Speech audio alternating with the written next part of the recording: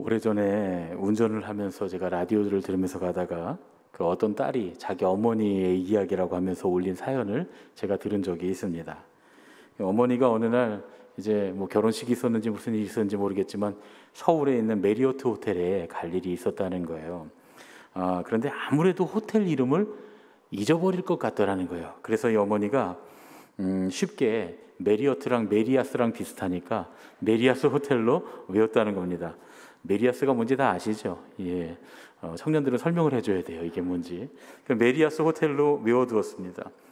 이제 집에서 나와서 예쁘게 꾸미고 택시를 딱 잡아서 이제 메리어트 호텔로 가려고 했어요. 그런데 택시 기사님이 갑자기 어디로 모실까요? 이렇게 묻는데 호텔 이름을 까맣게 잊어버린 겁니다. 그래서 이 어머니가 엉겁결에 러닝샤스 호텔로 갑시다 이렇게 했다는 거예요.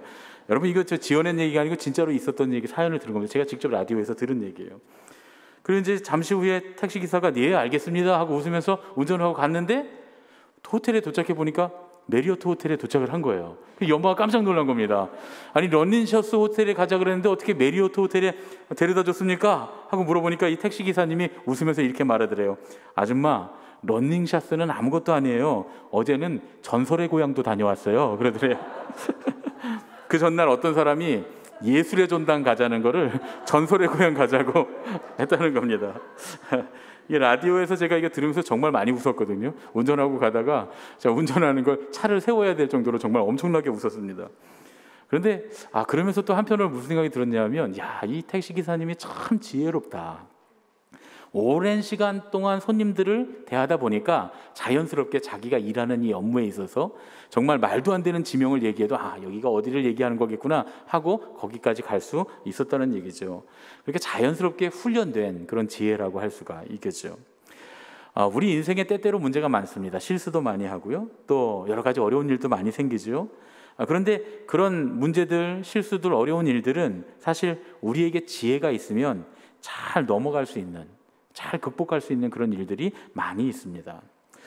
이 지혜로운 택시기사님의 얘기를 들으면서 이 전혀 다른 얘기를 듣고도 제 길로 갈 수 있는 이런 지혜가 우리 삶에도 전반적으로, 우리 신앙의 삶에도 전반적으로 다 있다면 얼마나 좋을까.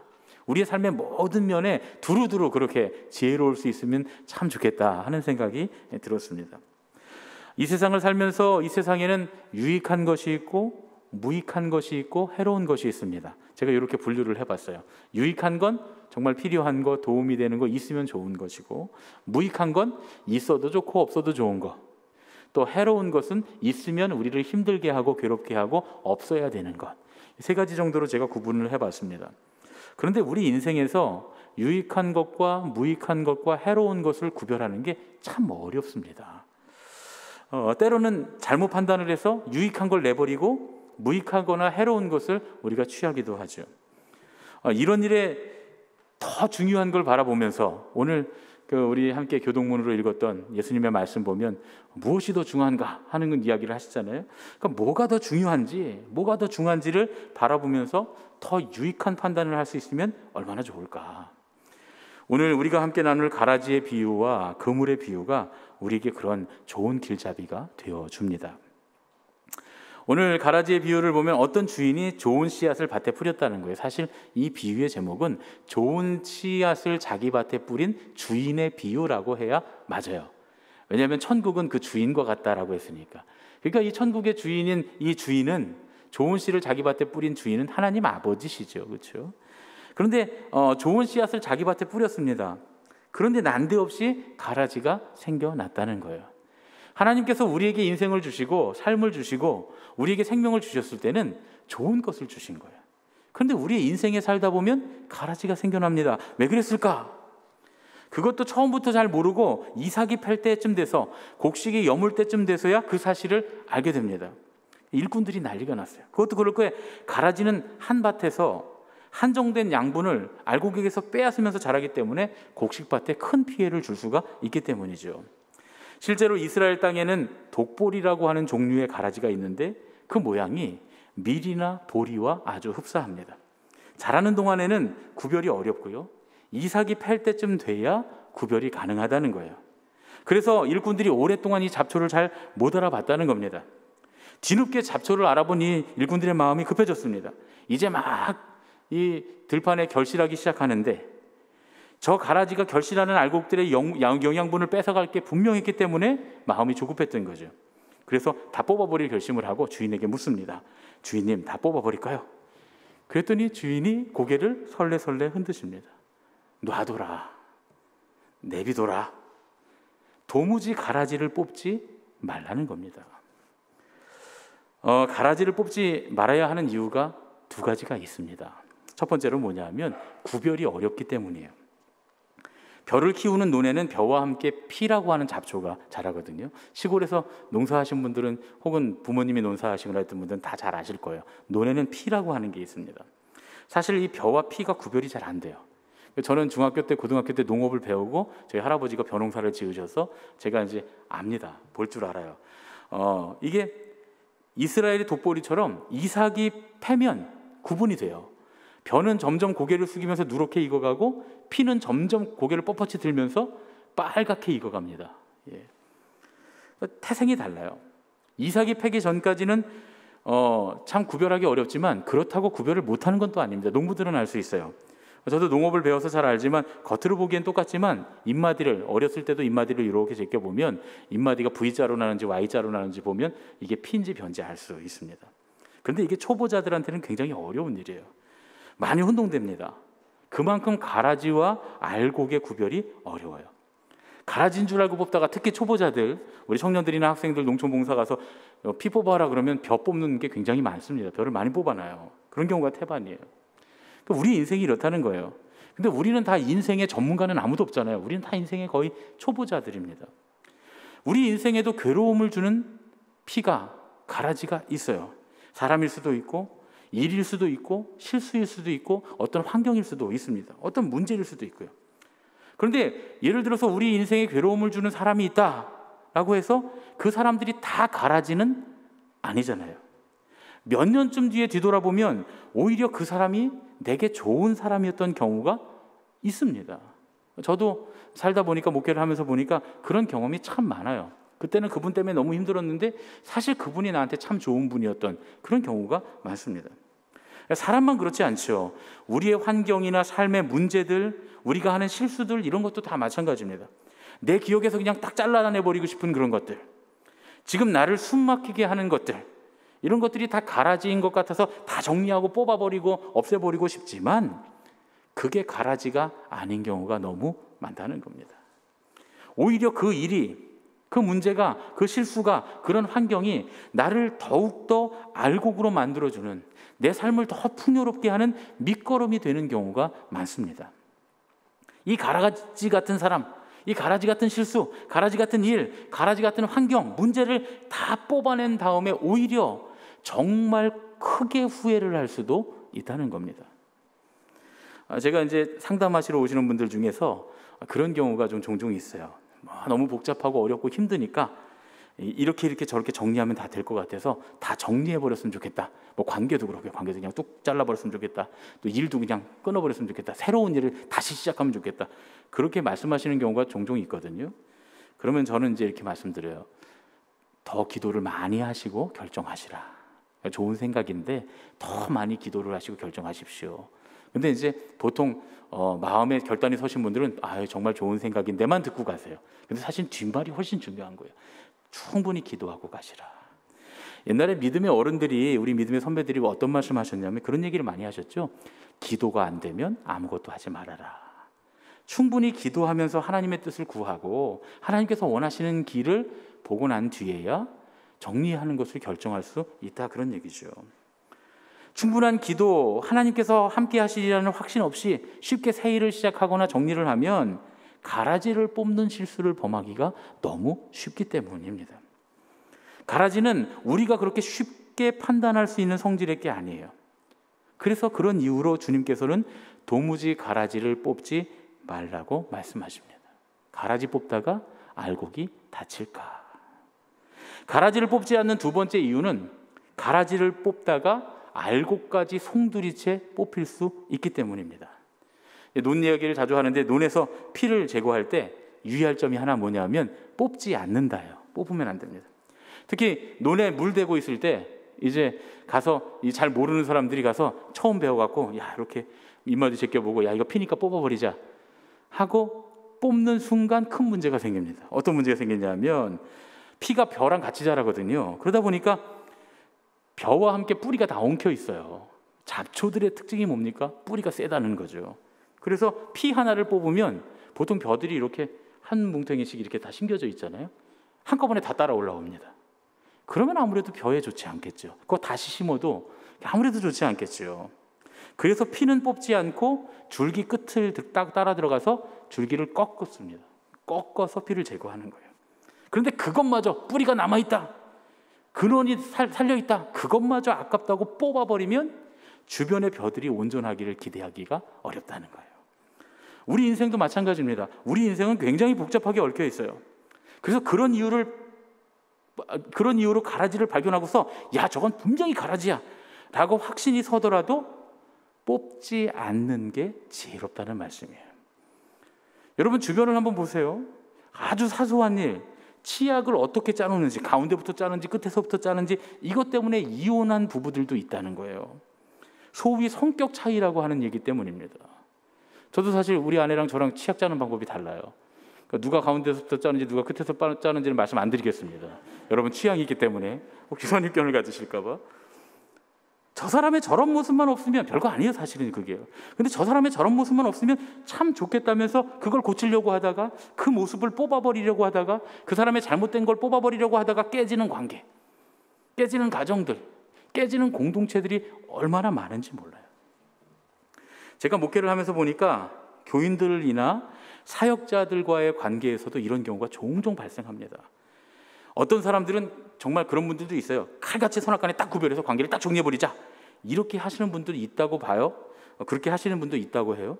그래서 저는 그게 참 어렵습니다. 전 잘 못해요. 누가 보더라도 가라지인 경우 있어요. 그런 경우에도 매정하게 뽑아낼 수 없는 경우가 대부분입니다. 왜냐하면 가라지를 뽑아내고 난 뒤에 상처를 입을 더 많은 알곡들이 보이니까요. 그래서 뽑아내기 어려운 거예요. 가라지를 뽑으려고 들면 그때부터 우리 인생이 단순해질 것 같지만 오히려 훨씬 더 복잡해집니다. 단순해질 것을 기대하고 뽑기 시작하지만 얽히고 설켜 있는 문제들과 관계들과 감정들이 결국 우리의 인생을 훨씬 더 곤란하게 만들어버립니다. 그래서 예수님 뭐라고 말씀하시느냐? 가라지를 뽑지 말아라, 이렇게 말씀하시는 거예요. 우리 인생에는 분명히 가라지가 있습니다. 그런데 그 가라지는 뽑지 않는 게 원칙입니다. 그러면 그냥 내버려 두느냐? 농부들에게 그냥 내버려 두는 일은 없죠. 그럼 정말 큰일 나겠죠. 요즘 농촌에 가면 논에 피가 벼보다 훨씬 높이 자라서 황금들판이 아니라 붉은 들판인 경우를 종종 볼 수 있어요. 옛날 같으면 어르신들이 가갖고 논주인한테 가갖고 이 게으른 녀석 막 이러면서 혼내시고 역적내시고 그랬거든요. 저 피도 안 뽑는다고 꾸중을 했는데, 요즘에는 논에 피가 없으면 농약 친논이라고 해서 오히려 농협에서 수매를 안 해준대요. 예. 그래서 요즘은 가면 황금들판이 아니라 붉은 들판인 경우가 많이 종종 있어요. 시골 사시는 분들은 잘 압니다. 이거 정말로 요즘 그래요. 그 옛날에 저도 그런 생각을 해서, 그래서 제가 어떤 분한테 야, 옛날 우리 할아버지 같으면 저거 진짜 혼났을 일인데 저 피가 저렇게 많이 자랐다고. 저게 피가 저렇게 많이 자라면 벼가 어떻게 자라겠냐고 그랬더니 우리 이제 농사짓는 권사님이 씩 웃으시면서 그래요. 목사님, 아이고 비료 한 주먹 더 주면 돼요, 그러시더라고요. 목사님, 비료 한 주먹 더 주면 돼요. 제가 그때 깜짝 놀랐습니다. 큰 인사이트를 얻었어요. 비료 한 주먹 더 주면 되죠. 가라지 그냥 내버려둬도 열심히 밭을 가꾸면 됩니다. 마땅히 해야 될 일을 하면 되는 거예요. 열심히 밭을 가꾸면서 열심히 거름을 주다 보면 가라지도 잘 자라겠지만 중요한 건 우린 가라지가 잘 자라든 못 자라든 그게 중요한 게 아니잖아요. 알곡만 잘 되면 되죠. 알곡도 자란다는 거예요. 곡식이 자란다는 거예요. 풍요로운 풍년이 된다는 겁니다. 여러분, 우리 삶에 찾아오는 문제를 없앨 수가 없고 우리의 환경을 바꿀 수가 없고 우리를 힘들게 하는 그 사람을 내가 바꿀 수 없다면, 내가 이미 실수한 것들을 다시 주워 담을 수 없다면 결국 어떻게 해야 됩니까? 나를 훈련해야 돼요. 내 인생이 환경이나 사람이나 문제나 실수에 흔들리지 않으면 되는 일 아니겠습니까? 그러면 되는 거죠. 그런데 중요한 건 가라지는 나중에 반드시 분리되어서 태워 없어질 겁니다. 우리가 안 해도 돼요. 누가 하신다고요? 하늘의 천군과 천사들이, 하나님께서 다, 아버지께서 다 하신다는 거예요. 그 정미소, 예전에 정미소 그 일하시는 분한테 제가 들은 얘기인데, 정미소에서 알곡을 선별하는 선별기가 있대요. 레이저를 사용해서 한다 그래요. 그러면 요즘에 쌀에, 제가 그랬죠, 요즘에 쌀에 돌이 하나도 없어요. 그랬더니, 목사님 요즘에 쌀에 돌이 웬 말입니까? 그렇죠. 요즘 쌀 드신 분들 돌 없죠, 그렇죠. 옛날엔 돌 많았어요. 그래서 다 조리로 이렇게 해갖고, 저도 조리를 참 잘하는데, 조리로 다 이렇게 해갖고 일어서 탁 이렇게 해갖고 물 넣어서, 나만 알지? 예. 그래서 밥을 했단 말이에요. 근데 요즘은 이를 필요가 없어요. 왜냐면 진짜로 돌에 쌀이 없어요. 물만 부어서 그냥 바로 밥하면 됩니다. 그래서 제가 요즘 쌀엔 돌이 없더라고요. 그랬더니, 목사님 정미소 기계가 얼마나 정밀한 줄 아세요? 그러시더라고요. 정미소 기계를 테스트할 때 어떻게 테스트하냐면, 쌀하고 그다음에 쌀하고 똑같은 모양으로 유리아를 깎는데요. 그거 딱 쌀 크기의 쌀하고 똑같은 모양의 유리아를 깎아서 그걸 같이 섞어 놓은 다음에 정미 기계를 이제 테스트한다는 거예요. 그러면 이 정미 기계가 쭉 이 선별기를 지나갈 때 이 선별기가 레이저로 딱 파악을 해갖고 쌀만 남기고 유리아를 기가 막히게 다 튕겨낸답니다. 전부 다. 그래서 쌀에 돌이 있을 수가 없다는 거죠. 여러분, 하다못해 정미소의 선별기도 그렇게 정확하게 가라지와 알곡을 구별해내는데, 하물며 우리 하나님 아버지께서 정미소 선별기만 못하겠는가 말이죠. 우리 하나님 아버지는 나중에 정확하게 가라지와 알곡을 다 구별하실 것이라고, 다 나눠놓을 것이라고 2번이나 오늘 말씀 가운데 말씀하십니다. 그러니까 성경에 보면 뭐라고 말씀하세요? 원수 갚는 것은 하나님께 있다라는 말씀이 바로 이 말이에요. 우리가 그 원수를 갚으려고, 우리가 그걸 정리하려고, 가라지를 뽑으려고 애쓰고 수고하고 고민하고 괴로워하고 힘들어하지 말고, 그건 다 주님께 맡기고 우리는 다만 우리의 삶을 더 훈련하고 가꾸라는 거예요. 그렇게 하면 된다는 겁니다. 그게 우리에게 유익하다는 겁니다. 그래서 가라지의 비유와 짝을 이루는 그물의 비유를 통해서 예수님은 우리와 자신을 훈련함으로써 삶을 천국으로 가꾸는 방법을 가르쳐 주세요. 그물의 비유에서 천국이 뭡니까? 천국은 그물이죠. 그물이 천국이에요. 그런 과연 그물이 뜻하는 게 뭔가? 마태복음 13장 1절 2절 말씀을 보면 알 수 있습니다. 그날 예수께서 집에서 나가사 바닷가에 앉으심에 큰 무리가 그에게로 모여들거늘 예수께서 배에 올라가 앉으시고 온 무리는 해변에 서 있더니. 지금 다 어디에 있습니까? 해변에. 예. 예수님께서 지금 말씀하신 장소는 바닷가예요. 사실은 갈릴리 호숫가인데, 이 갈릴리 호숫가 너무 크다 보니까 이스라엘 사람들은 그걸 호숫가라고도 부르지 않고 바닷가라고 부릅니다. 디베랴 바다 뭐 이렇게 부르잖아요. 게네사렛 호수, 갈릴리 호수 그러지만 또 디베랴 바다, 이렇게 바다라고 부릅니다. 예수님은 지금 호숫가에서, 바닷가에서 말씀하고 계세요. 우리는 지금 예수님께서 바닷가에 서셔서 누구에게요?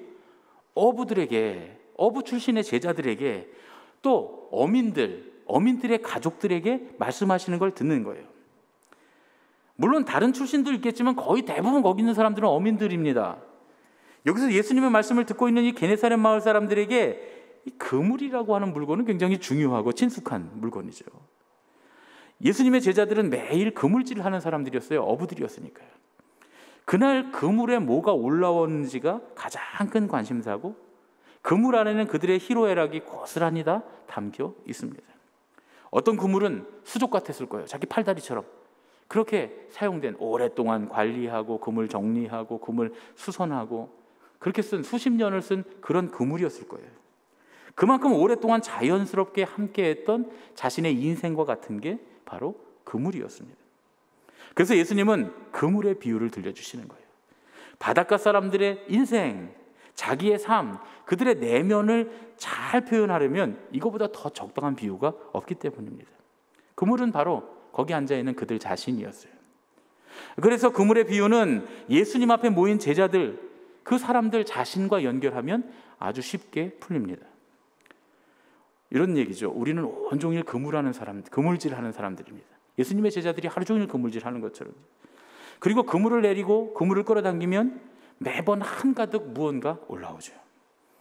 오늘 하루의 삶을 우리가 그물을 올려놓고 찬찬히 돌아보는 거예요. 적극적으로 오늘 하루의 삶을 끌어내놓고 찬찬히 앉아서 들여다보라는 거예요.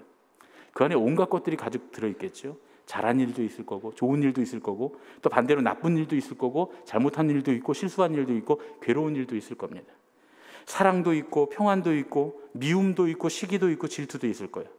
이런 것들이 우리의 하루의 삶 가운데 가득 들어있을 겁니다. 그때 어떻게 하느냐? 좋은 건 주워 담고 나쁜 건 버리라는 거예요. 미련 없이 못된 건 다 내버리라는 거예요. 이렇게 하면 내 인생이 천국이 된다는 겁니다. 너무나 당연하고 지당하죠. 그렇죠? 그런데 우리는 사실 거꾸로 잘합니다. 하루 종일 이제 저녁 시간에 이 하루를 돌아볼 때 남편이나 아내에게 가족들 또 친구들끼리 무슨 얘기 합니까? 나 오늘 사랑받았어.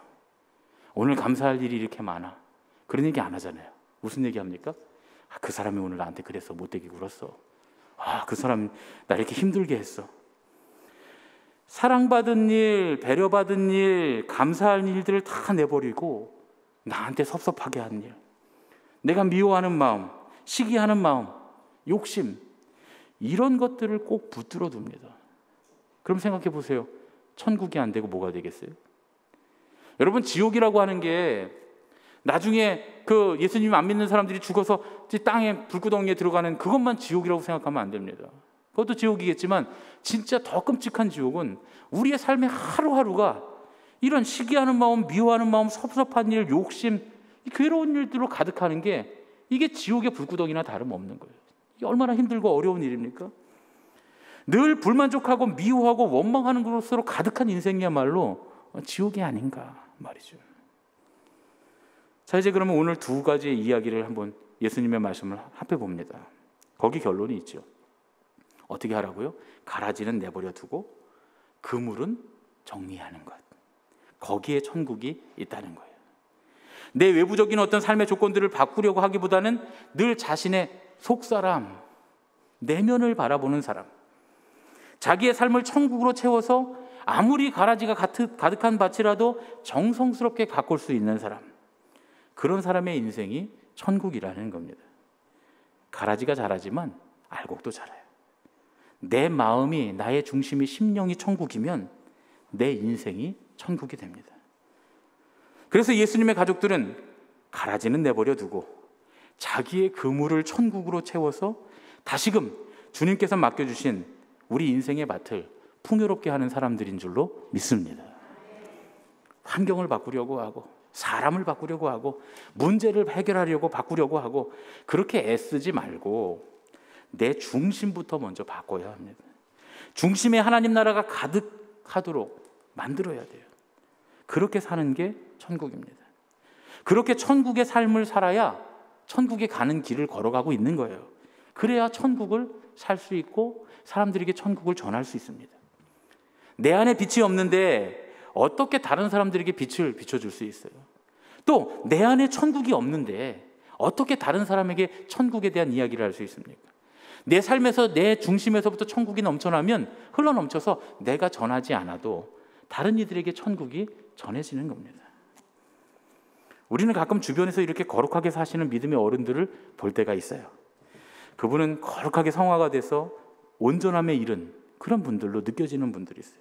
늘 기도하는 분, 늘 믿음으로 살려고 애쓰고 다른 사람을 고치려고 하기보다는 자신의 삶을 더욱더 정결하게 살려고 하는 그런 겸손한 믿음의 사람들을 보면 참 은혜가 되고 도전이 됩니다. 그런데 그런 분들을 보면서 우리가 저분 정말 좋겠다, 저분은 참 은혜를 받고 참 감사할 만한 분이다, 훌륭한 분이다 라고 우리가 느끼기는 하지만 정작 내가 그렇게 되기는 굉장히 어렵습니다. 저절로 그렇게 안 되거든요. 그런 분들의 면면을 자세히 살펴보면 그렇게 되기까지 많은 연단과 훈련의 기간이 필요했던 것을 볼 수가 있습니다. 그래서 우리에게 훈련이 필요한 거예요. 우리는 훈련이 필요합니다. 그러면 무엇으로 훈련받아야 되느냐? 사도 바울은 로마서 10장 17절에서 이렇게 말씀합니다.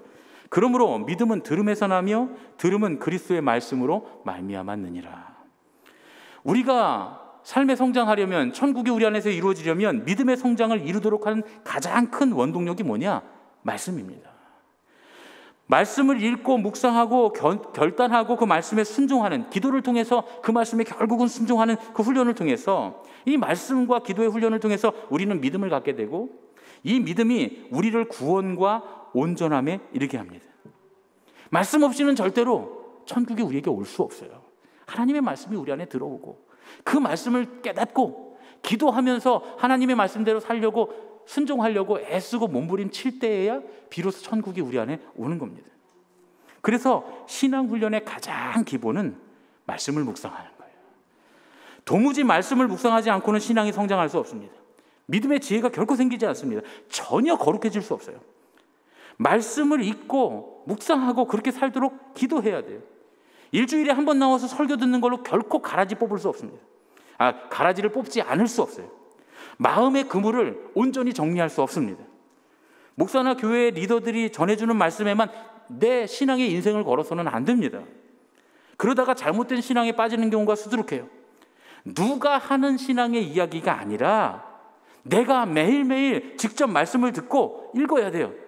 그리고 그 말씀의 뜻을 분별할 수 있어야 돼요. 그래야 그날 가꿀 나의 인생의 밭에 걸음을 주는 거고, 그게 그날 해야 되는 좋은 것을 담고 나쁜 것을 버릴 수 있는 길이에요. 말씀 없이 이게 좋은 건지 나쁜 건지 우리가 어떻게 알겠냔 말이에요. 이것이 신앙의 기본인 줄로 믿습니다. 그렇게 신앙의 기본기 위에 그 다음을 쌓는 거예요. 말씀을 읽고 묵상하면서 그 다음엔 뭘 해야 되느냐? 믿음의 선배들에게 배워야 합니다. 사도 바울은 에베소의 장로들에게 이렇게 말씀합니다. 사도행전 20장 35절 말씀입니다. 범사에 여러분에게 모본을 보여준 바와 같이 수고하여 약한 사람들을 돕고, 또 주 예수께서 친히 말씀하신 바 주는 것이 받는 것보다 복이 있다 하심을 기억하여야 할지니라. 이 말씀에는 두 가지 의미가 들어 있습니다. 사도 바울은 함께 신앙생활하는 형제들에게 뭘 보여줬다고요? 본을 보여줬대요. 본을 보여줬다는 거예요. 누구로부터 배웠을까요? 예수님으로부터 배웠겠죠. 그리고 또 뭐라고 합니까? 그런데 주는 것이 받는 것보다 복되다는 거예요. 내가 본을 보였으니 너희도 주라는 거예요. 본을 보이라는 거예요. 예수님도 이렇게 말씀하십니다. 요한복음 13장 15절 말씀입니다. 이거 우리 함께 읽겠습니다. 시작. 내가 너희에게 행한 것 같이 너희도 행하게 하려 하여 본을 보였노라. 예수님 뭐라고 말씀하세요? 내가 너희에게 본을 보인 것처럼 너희도 그렇게 하기 위해서 내가 먼저 본을 보였다. 우리가 말씀을 묵상하는 기본 훈련을 튼튼히 하면 좋은 믿음의 사람들을 따라가는 양육이 그 다음에는 꼭 필요합니다. 그리고 또 양육된 믿음의 선배들은 자기의 믿음의 길을 따라오는 믿음의 후배들을 또 양육해야 돼요. 그렇게 하라는 거예요. 그렇게 함으로써 우리 함께 믿음의 성장을 도모해야 한다는 겁니다. 제가 이제 우리 교회 양육이 시작되면 우리 양육하실 이제 안내자들한테 제가 늘 하는 말씀이 있어요. 양육해 보면 어렵거든요. 한 사람을 양육하는 일이 힘듭니다. 쉽지 않아요. 그러면 이제 보통 한 번 하면 저는 이제 할 목 다 했으니까, 한 사람 양육했으니까 목사님이 이만만 하겠습니다. 그럼 제가 뭐라고 하냐면 3명만 양육해보라고. 아직은 양육의 의미나 양육의 맛을 여러분 모르니까 3명만 한번 해보라고 말씀을 드립니다. 사실은요, 3명 정도를 양육하고 나면 더 놀라운 사실은 내가 받는 자보다 주는 자가 더 복되다 하는 말씀의 의미를 깨닫게 돼요. 나의 믿음이 훌쩍 성장해 있고 내 안에 천국이 더 활짝 넓어진 걸 경험하게 됩니다. 그럼 그때부터는 양육하지 않을 수 없어요. 훌륭해집니다. 양육을 받는 사람보다 양육하는 사람의 믿음이 훨씬 더 진보하고 성장합니다. 우리는 예수님께서 우리에게 명령하신 말씀을 따라서 양육하고 양육받아야 돼요. 사실은 웨슬리 목사님도 그런 말씀하셨지만, 우리가 전도라고 하면 그냥 복음 전하고 끝나는 걸 전도라고 생각합니다. 그건 전도의 아주 소극적인 면이에요. 예수 믿어 구원받으십시오. 이건 전도의 가장 기초적이고 소극적인 면이고, 전도의 가장 포괄적이고 전도의 가장 완성은 뭐냐? 하늘나라로 가는 길을 함께 걸어가는 겁니다. 그래서 하나님 나라에 같이 들어가는 거, 그게 진정한 전도라고 할 수 있어요. 예수님도 그래서 양육받고 양육하라고 우리에게 말씀합니다. 예수님의 명령이 뭡니까? 마태복음 28장 18절로 20절 말씀입니다. 예수께서 나와 말씀하여 이르시되 하늘과 땅의 모든 권세를 내게 주셨으니 그러므로 너희는 가서 모든 민족을 제자로 삼아 아버지와 아들과 성령의 이름으로 세례를 베풀고 내가 너희에게 분부한 모든 것을 가르쳐 지키게 하라. 볼지어다 내가 세상 끝날까지 너희와 항상 함께 있으리라 하시니라. 지난 우리 송구영신 예배 때 우리가 함께 나눈 말씀이죠. 우리는 이 말씀을 지상명령이라고 부른다고 했습니다. 주님께서 우리에게 말씀하신 지극히 높은 명령이라는 말씀이에요.